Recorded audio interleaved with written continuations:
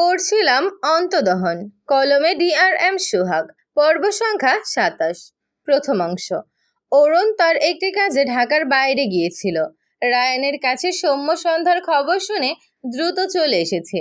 আসমানি নাওয়ানের কথাগুলো ও মন দিয়ে শুনেছে। আকাশের রিয়াকশন দেখে সে আর কি বলবে। সেই তখন থেকে মুখ চেপে হাসছে।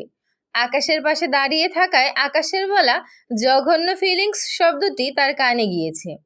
এবার না পেরে শব্দ করে হেসে দেয়। সবাই অরুণের দিকে অদ্ভুতভাবে তাকায়। অরুণ ডান হাতে পেট চেপে হাসতে হাসতে বাঁ হাত উঁচু করে সবার উদ্দেশ্যে বলে, সরি গাইস, বাট প্লিজ আমাকে কেউ হাসতে নিষেধ করো না। আমি একটু পরেই তোমাদের সাথে শোক পালন করব। অরুণের কথা শুনে সবাই না চাইতেও হেসে ফেলল। এতক্ষণে নিস্তব্ধতার মাঝে অরুণের কথাটুকু সবার কাছে বিনোদন হিসেবে কাজ করলো। আকাশ বিরক্ত চোখে চেয়ে আছে অরুণের দিকে। সে খুব ভালোই বুঝতে পারছে এই বেয়াদব তার দুর্দিনে মজা লুটছে। অরুণ বহু কষ্টে নিজেকে সামলে আকাশের কানের কাছে মুখ নিয়ে বলে, বাতাস বাবু, তোর কিন্তু 3টে বোন। 3 নম্বর বোনের নাম কিন্তু সন্ধ্যা। নামটি কি কিউট, ওয়াও। সাথে সাথে আকাশ উঠে দাঁড়ায়। অরুণের কলার ধরে দাঁত কিরমির করতে করতে বলে, আমার কোনো বোন নেই, সব বোন বয়কট। একটা আমার বউ, মানে বউ, আর দুটো আজ থেকে আমার নানি। কথাটা বলে অরুণের কলার ছেড়ে আকাশ সোজা হয়ে দাঁড়ালো। অরুণ মিটমিটিয়ে হাসছে। শেষমেশ নানি, বিড়বিড়িয়ে বলে, ডাকটা সেই রে। আকাশ রেগে তাকায়। অরুণ পাত্তা দিল না। সকলে অরুণ আর আকাশের দিকে ভ্রু কুঁচকে চেয়ে আছে। তাদের কথা কেউ শুনতে পায়নি, তাই বুঝতেও পারছে না। আকাশের এত রাগ লাগছে নিজের উপর, নিজেই নিজেকে সমানে থাপড়াতে পারলে মনে হয় রাগটা কমতো। সৌম্য চোখ ছোট ছোট করে আকাশের দিকে চেয়ে আছে। সে বুঝতে পারছে না ঠিক, একজন হাসছে একজন রাগছে, ব্যাপারটা কি। আকাশ মাথা নিচু করে দুবার শ্বাস ফেলে। এরপর মাথা উঁচু করে সন্ধ্যার দিকে তাকালো, দেখলো সন্ধ্যা তার দিকেই চেয়ে আছে। দুজনের চোখে চোখ পড়ে। সন্ধ্যা এবার চোখ নামালো না, ভ্রু কুঁচকে চেয়ে আছে আকাশের দিকে। আকাশের চোখ মুখ রাগ। সন্ধ্যা হয়তো বুঝলো, কিন্তু রাগের কারণ বুঝতে পারছে না। অরুণ এগিয়ে গিয়ে সন্ধ্যার সামনে দাঁড়ায়, হাত বাড়িয়ে দিয়ে বলে, হাই সন্ধ্যা, তুমি বেঁচে আছো জেনে আমি ভীষণ সারপ্রাইজড হয়ে গিয়েছি। সন্ধ্যা অরুণের দিকে তাকালো। তার মনে আছে অরুণের কথা। দেখতে একদম বিদেশি, কিন্তু কথাবার্তা বাংলাদেশিদের মতো। অরুণের বাড়িয়ে রাখা হাতের দিকে তাকিয়ে সন্ধ্যা বিব্রত বোধ করে। দৃষ্টি ফিরিয়ে আবারও আকাশের দিকে তাকালে দেখলো আকাশ এখনো সেই একইভাবে তার দিকে চেয়ে আছে। সন্ধ্যা ঢোক গিলল। সে কি কিছু করেছে? আকাশ তার দিকে খেয়ে ফেলা চোখে চেয়ে আছে কেন? হঠাৎ আকাশকে বড় বড় পা ফেলে তার দিকে এগিয়ে আসতে দেখে সন্ধ্যা দ্রুত এক পা পিছিয়ে যায়। কিন্তু আকাশ সন্ধ্যাকে কিছু করলো না, কিছু বললও না। পিছন থেকে ডান হাতে অরুণের কলার ধরে টেনে তার পাশে এনে দাঁড় করায়। এরপর অরুণের কাঁধের উপর ডান হাত রেখে সন্ধ্যার দিকে কটমট দৃষ্টিতে চেয়ে বলে, মা, অরুণের একটি অপারেশন হবে, দোয়া করে দাও তো। আকাশের কথা শুনে অরুণ চোখ বড় বড় করে তাকায়। তার অপারেশন? কি অপারেশন? তার মতো সুস্থ মানুষের কি অপারেশন করতে চাই এই আকাশ বাতাস? আসমানি নাওয়ান অবাক হয়ে বলে, কিসের অপারেশন অরুণ? অরুণ আকাশের দিকে রেগে তাকায়। আকাশের দৃষ্টি সন্ধ্যার পানে। মনে হচ্ছে দু চোখ দিয়ে সন্ধ্যাকে চিবিয়ে খাচ্ছে। সন্ধ্যা ঢোক গিলল। সন্ধ্যার মনে হচ্ছে আকাশ নিজের দু চোখ দিয়ে তাকে অপারেশন করছে এখন। সন্ধ্যা চোখ নামিয়ে নিল। আকাশ এভাবে তাকাচ্ছে কেন? ভয় পাচ্ছে সন্ধ্যা। সামনে তাকালে সৌম্যকে দেখে সন্ধ্যার ভয় একটুখানি কমলো। মাথা নিচু করে আকাশ আর অরুণের পাশ কাটিয়ে যেতে নিলে আকাশ দাঁতে দাঁত চেপে বিড়বিড় করে, বেয়াদব মেয়ে। একদম আকাশের পাশ দিয়ে যাওয়ায় কথাটি সন্ধ্যার কানে গিয়ে বাড়ি লাগে। মেয়েটি কেঁপে ওঠে, যেন আকাশ তাকে ধাক্কা দিয়েছে। সন্ধ্যা ঢোক গিলে ধীর পায়ে এগিয়ে গিয়ে দাঁড়ায় সৌম্যর পাশে। সৌম্য সন্ধ্যাকে তার পাশে দেখে চেয়ার টেনে নিয়ে সন্ধ্যাকে বসতে বললে। সন্ধ্যা চুপ করে বসলো ভাইয়ের পাশে। সৌম্য মৃদু স্বরে জিজ্ঞেস করে, খারাপ লাগছে বনু? সন্ধ্যা দুদিকে মাথা নাড়িয়ে না বোঝায়। এরপর সন্ধ্যা নিচু মাথা খানিকটা উঁচু করলে আকাশের সেই দৃষ্টি দেখে মেয়েটির কাঁদতে ইচ্ছে করছে। কি করছে সে? আকাশ এভাবে তাকাচ্ছে কেন তার দিকে? আকাশ ঘাড় বাঁকিয়ে সন্ধ্যার দিকে চেয়ে আছে। একে তো বোনের ডোজটাই সামলাতে পারছে না, তার উপর সন্ধ্যা যাচ্ছে তাই অবস্থা। অর্থাৎ সন্ধ্যার গায়ে এখনো কলেজ ড্রেস, মাথায় হিজাব নেই, ওড়নার অবস্থাও বেহাল। যদিও ওড়না ঠিকই আছে, কিন্তু আকাশের কাছে ভালো লাগছে না। এতক্ষণ এখানে কোনো ছেলে মানুষ ছিল না, সৌম্য ছাড়া, তাই আকাশ এটা ভাবেনি। কিন্তু যখন দেখলো অরুণ সন্ধ্যার দিকে তাকিয়েছে, অমনি মাথাটা গরম হয়ে গিয়েছে। সৌম্য সন্ধ্যা দুই ভাই বোনকে দুটো ঠাস ঠাস করে থাপ্পড় মারতে ইচ্ছে করলো তার। এক ভাই কিপটা, এই জন্য একটা হিজাব কিনে দিতে পারেনি, আর বোন তো দরদি হয়ে বসে আছে, ভাইয়ের টাকা খরচ হবে বলে হিজাব কিনে না। আসমানি নাওয়ান আকাশকে ঝাঁজিয়ে বলে, কথা কইতাছো না কেন? আকাশ ঘাড় ফিরিয়ে মায়ের দিকে তাকালো, ছোট করে বলে, পরে বলছি, দাঁড়াও। এরপর অরুণকে ছেড়ে আকাশ সন্ধ্যার সৌম্যর সামনে গিয়ে দাঁড়ায়। সন্ধ্যার মাথা নিচু, দু হাতে দু হাত কচলায়। সন্ধ্যা ভাবছে সে কি অপরাধ করেছে, মুখে থুথু দেওয়ার জন্য এরকম করছে না তো। কিন্তু ইরা আপুর রুমে তো ভালো করে কথা বলল। সন্ধ্যার মাথা গুলিয়ে যাচ্ছে, দৃষ্টি আকাশের দুপায়ে ব্রাউন কালার জুতোর দিকে। জুতো জোড়া সন্ধ্যার পছন্দ হয়েছে, সাদা পাঞ্জাবি সাদা প্যান্টের সাথে মানিয়েছে বেশ। হঠাৎ আকাশের গমগমে কণ্ঠ শুনতে পেয়ে সন্ধ্যার ধ্যান ভাঙে। ঝাঁকি দিয়ে চোখ তুলে আকাশের দিকে তাকায়। সৌম্য ভ্রু কুচকে তাকায়।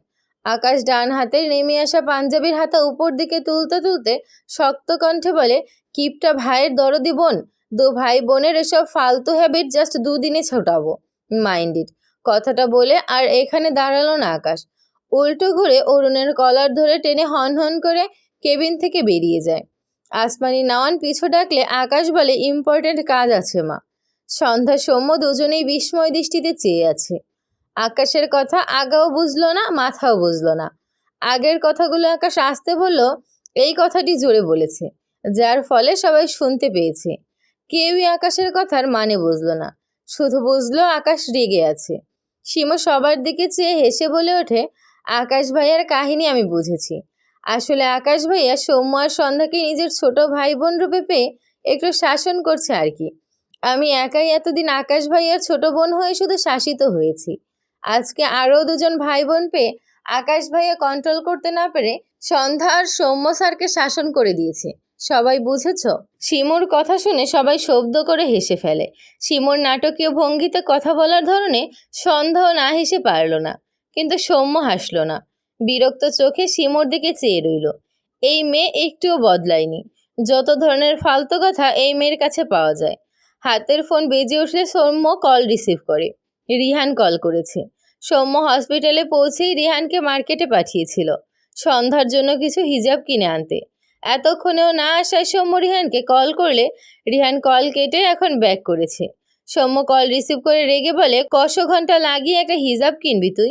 লাগবে না আর, কিনে থাকলে নিজেই বেঁধে বসে থাক, নয়তো ওটা খেয়ে তুই তোর পেট ভরা। বলেই কল কেটে দিল। আকাশের রাগ রিহানের উপর ছেড়ে দিল। ও পাশে বেচারা রিহান জ্যামে বসে হাওয়া খাওয়ার মাঝে সৌম্যর ঝাড়িও খেলো। এদিকে সৌম্যর দিকে সবাই অদ্ভুতভাবে চেয়ে আছে। সৌম্য বিষয়টা খেয়াল করতেই বিব্রত বোধ করলো। উঠে দাঁড়িয়ে মৃদুস্বরে বলে, আমি ডক্টরের সাথে কথা বলে আসছি। কথাটা বলে দ্রুত বেরিয়ে যায়। সৌম্য বেরিয়ে যেতেই সীমা ফিক করে হেসে দেয়। হাসতে হাসতে বলে, সন্ধ্যা, তোমার ভাইয়া কাকে হিজাব খেয়ে পেট ভরাতে বলল? বেচারা যদি সৌম্য স্যারের ভক্ত হয়ে সত্যি সত্যি হিজাব কেটে খেয়ে ফেলে তখন কি হবে? সীমোর কথায় সন্ধ্যা একটু হাসলো। সীমোকে দেখে তার সোহার কথা মনে পড়ে যাচ্ছে। কেউ একটু হাসলেই তার সোহার কথা মনে পড়ে যায়। সীমোর মা সীমোর কান টেনে বলে, সন্ধ্যাকে নাম ধরে ডাকিস কেন? ও তোর ভাবি হয়। সীমো মুখ কুচকে বলে, আচ্ছা আচ্ছা, ভাবিই বলবো, কান ছাড়ো তো মা। সীমোর কথায় আবারও সবাই হাসলো। ইরার মা আসমানি নাওয়ান সন্ধ্যার দিকে তাকায়। আকাশের জন্য তাকে ভাবি ডাকতে বলেছে ভেবে সন্ধ্যার অদ্ভুত লাগলো। আকাশ অরুণকে টেনে নিয়াজের রুমে এসেছে। নিয়াজ রোগী দেখা শেষ করে মাত্র চেয়ারে গা এলিয়ে দিয়েছে। এমন সময় আকাশকে হুড়মুড়িয়ে তার রুমে ঢুকতে দেখে ভ্রু কুচকে তাকায়। সাথে অরুণও আছে। আকাশ অরুণের কলার ধরে সরাসরি নিয়াজের সামনে দাঁড়ায়। অরুণ বিরক্ত হয়ে বলে, বাল, কলার ছাড় তো। আকাশ শুনল না। নিয়াজের উদ্দেশ্যে বলে, নিয়াজ, অপারেশন থিয়েটারে চলো, সব রেডি করো, ইমার্জেন্সি অপারেশন করাতে হবে। নিয়াজ ভ্রুকুচকে বলে, কার?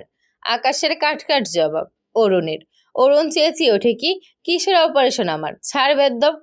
নিয়াজ অবাক হলো না।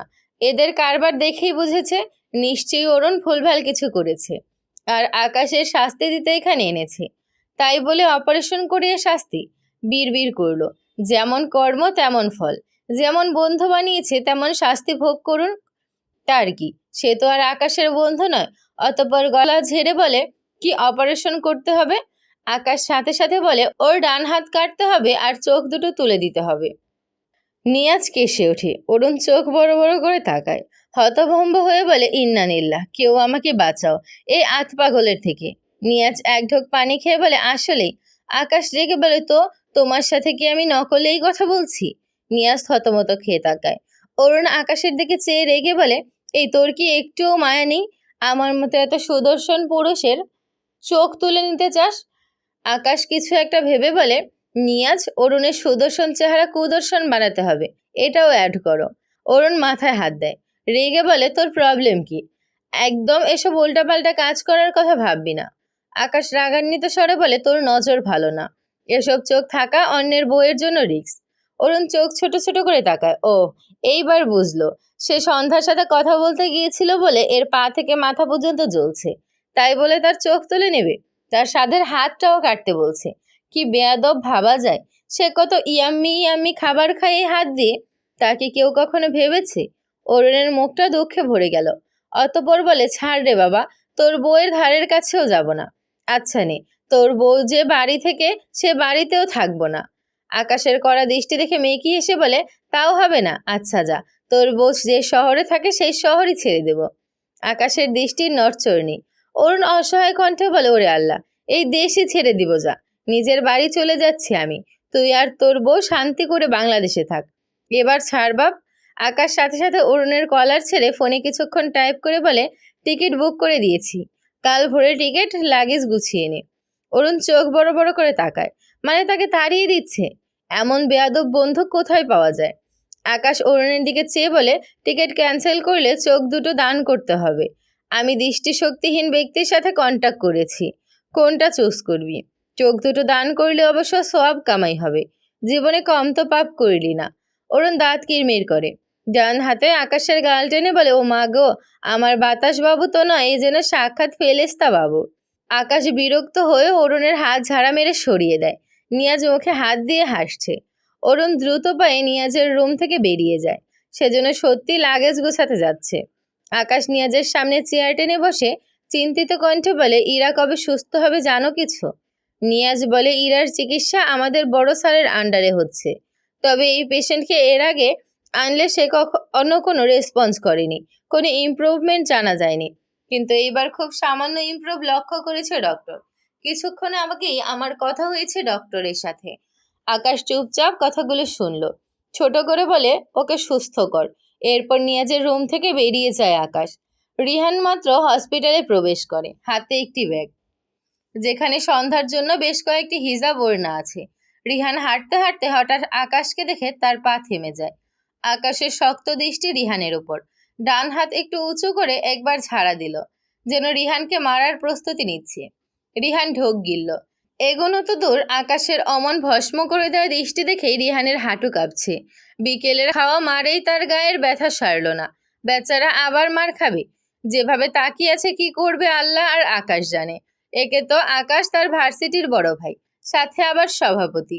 রিহান ঢোক গিলল, দ্রুত উল্টো ঘুরে পা চালায়। আর মার খেতে পারবে না বাবা, আকাশের হাতের মার খাওয়ার চেয়ে সৌম্যর হাজারটা ধমক খাওয়া ভালো।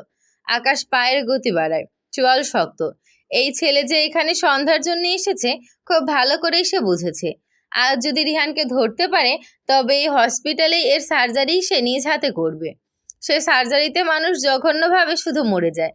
হঠাৎ পিছন থেকে আসমানি নাউনের একটি কথায় থেমে যায় আকাশের পা। আব্বা, জান্নাত দুপুর থেকে কিছু খায় নাই, ওর জন্য কিছু আনো তো। আকাশ একবার সামনে তাকালো, রিহানকে দেখল না, তাতে তার উপর বিশেষ প্রভাবও পড়ল না। সন্ধ্যা না খেয়ে থাকার ব্যাপারটি তার উপর বেশি প্রভাব ফেলল। সৌম্যকে তো আর নেওয়া যাচ্ছে না, এ কি আসলেই কিপটা? তার বউকে এতক্ষণ না খাইয়ে রেখেছে। বিড়বিড় করল, বেয়াদব শালা। এরপর উল্টো ঘুরে দ্রুত পায়ে মায়ের সামনে গিয়ে দাঁড়ায়। একটু আগে চোখ মুখে যে কাঠিন্য ভাব ছিল, তা মুহূর্তেই মুছে যায়। দুহাতে মায়ের হাত আগলে নিয়ে আবদার করে, সন্ধ্যা মালতীকে কি আমার সাথে 30 মিনিট থাকতে দিবে মা? আসমানি নওয়ান ভুরু কুচকে বলে, ও তোমারে ভয় পায়, ওরে স্বাভাবিক হতে একটু সময় দাও। আকাশ অসহায় কণ্ঠে বলে, ওর থেকে দূরে থাকবো। একটু থেমে মেকি হেসে বলে, মানে কিছু করবো না, করলেও কি, আমারই তো বউ। আসমানি নওয়ান বলেন, আমি তোমার মা। আকাশ বিরক্ত হয়ে বলে, এজন্যই তো বলছি তোমার বৌমা, আর আমাকে একটু স্পেস দাও। আমি আমার বউকে না ধরতেই তোমার গায়ে ফোস্কা পড়ে যায়। কিছু করব না। নাও, তাও আমার বউটাকে একটু দেখতে দাও। আসমানি নওয়ান বলে, আসার পর থেকে তো দেখতাছই, ও তো বোরকা পইরা নাই। আকাশ হতাশ হলো, রাগ লাগছে তার। ইচ্ছে করছে সন্ধ্যাকে তুলে নিয়ে গিয়ে তার ঘরে বেঁধে রাখতে। এত ধৈর্য কোন জন্মে হলো তার?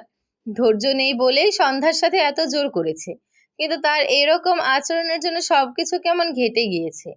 প্রথম থেকে সন্ধ্যাকে একটু অন্যভাবে ট্রিট করলে হয়তো এমন হতো না। আকাশ চোখ বুজলো, নিজেকে শান্ত করতে চাইলো। একটু পর চোখ মেলে মৃদু স্বরে বলে, মা প্লিজ, সত্যি কিছু করব না। তুমি সন্ধ্যা মালতীকে 102 নম্বর রুমে রেখে এসো, আমি খাবার নিয়ে আসছি। আসমানি নওয়ান চোখ ছোট ছোট করে বলে, আমি তো তোমারে একটা কেবিন নিতে কইছিলাম, আরেকটা নিছো কেন? আকাশের ঠাস করে বলতে ইচ্ছে করলো, আমার বউ নিয়ে থাকবো তাই, কিন্তু বলল না। এটা বললে তার মা সন্ধ্যাকে দিবে না, তখন তাকে আবার বসে বসে আঙুল চুষতে হবে। বিড়বিড় করলো, কুল কুল। এরপর কথা ঘুরিয়ে বলে, ও কি খেতে পছন্দ করে? আসমানি নওয়ান উল্টো ঘুরে কেবিনের ভেতর যেতে যেতে বলে, গরুর মাংস দিয়া ভাত আইনো। আকাশ ক্যান্টিনের দিকে চলে যায়। সৌম্য ইরার পাশে বসে আছে, মুখটা মলিন, দৃষ্টি ইরার মুখে। কবে তার ইরাবতী চোখ মেলবে? কত অপেক্ষা করতে হবে।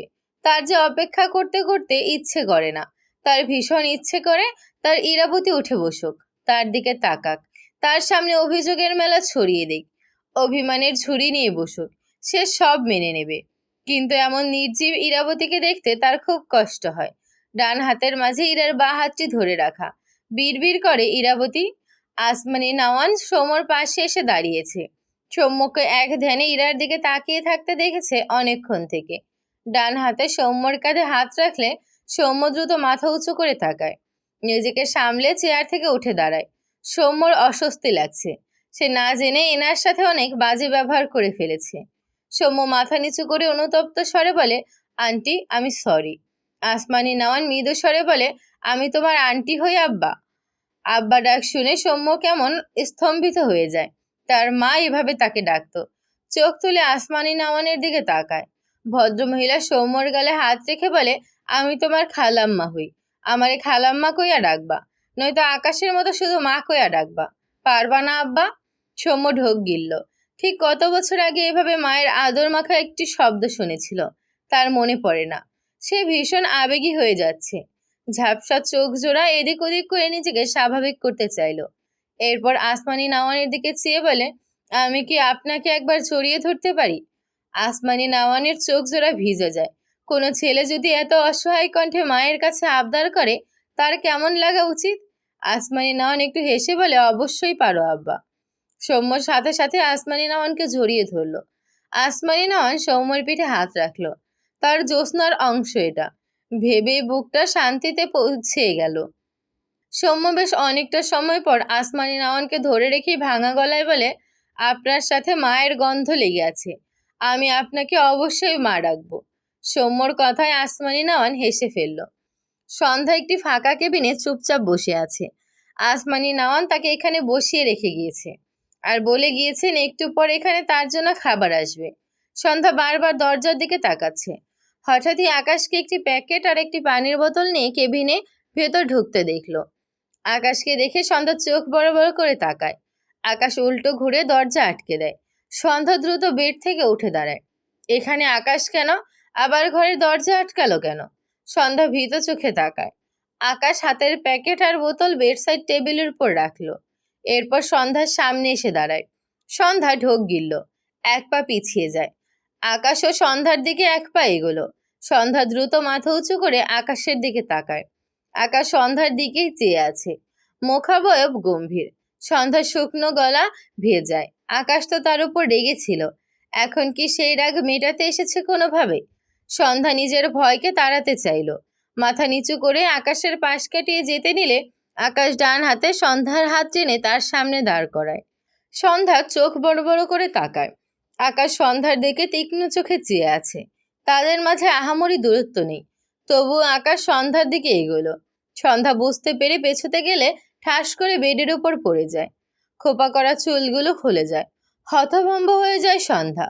আকাশ তার পাঞ্জাবির খুলে রাখা বোতামের নিচের বোতামটি খুলে এরপর বোতাম খুলতে খুলতে একটু হেসে বলে, আমি তোমার কে জানো?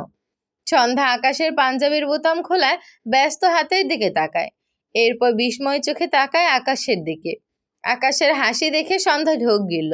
সন্ধ্যার মুখের এক্সপ্রেশন দেখে আকাশের হাসি দীর্ঘ হয়। অতঃপর বলে, হাজবেন্ড হই তোমার, একদম লিগ্যাল ওয়াইফ তুমি আমার। রিয়েল রেজিস্ট্রি পেপার যত্ন করে তুলে রাখা আছে আমার ডয়ারে। এরপরও কোন সাহসে আমার থেকে পালাতে চাও তুমি? পথ বন্ধ করার টেকনিক আমার কাছে আছে। একটু থেমে বাঁকা হেসে বলে, অ্যাপ্লাই করব সন্ধ্যা মালতী? সন্ধ্যা আকাশের পাঞ্জাবির আধখোলা বোতামগুলোর দিকে তাকায়। তার হাত পা ঠান্ডা হয়ে আসছে। কি করবে আকাশ? তার ভাবনার মাঝে আকাশ সন্ধ্যাকে ঝট করে টেনে দাঁড় করিয়ে শক্ত করে জড়িয়ে ধরে নিজের সাথে। সন্ধ্যা নড়াচড়া করতে চাইলে আকাশ সন্ধ্যার গালের সাথে গাল লাগিয়ে মৃদু স্বরে আবদার করে, 5 মিনিট চুপ থাকো সন্ধ্যা মালতী, প্লিজ, প্রমিস করছি এরপর 10 হাত স্পেস দিব তোমাকে।